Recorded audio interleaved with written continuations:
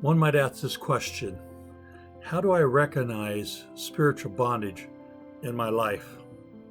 Well, first and foremost, I'm going to deal with the original sin that I've been talking about in these segments. The sin that we talked about previously about Adam and Eve disobeying in the Garden of Eden. What we need to realize is that it's important in our lives to give Jesus lordship of our lives. We need to submit ourselves to Him. And what is important is whether we have done that or not.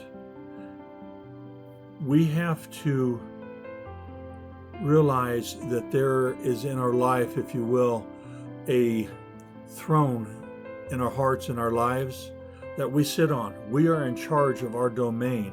We are in charge of our life, our decisions. What we say goes. What we want happens. What we want, we want.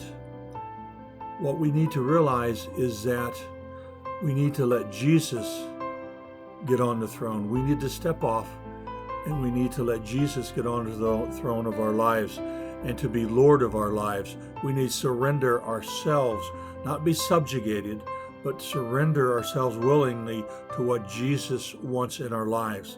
In Romans chapter 10, verses 9 and 10, it says, if you believe in your heart, if you agree with Jesus that He is Lord, and you believe in your heart that God raised Him from the dead, you will be saved. You will have given your life to Jesus. You will have changed the default setting of where you're going to end up. You will have surrendered to Jesus. If you have not come to that point in time, if you have not come to a place in your life where you are saying Jesus is Lord, or you're submitting to Him, then you are under spiritual bondage. There is no question about that. Unless Jesus has been allowed to come into your life and you submit yourself to Him, realizing that you are sinful and wrong,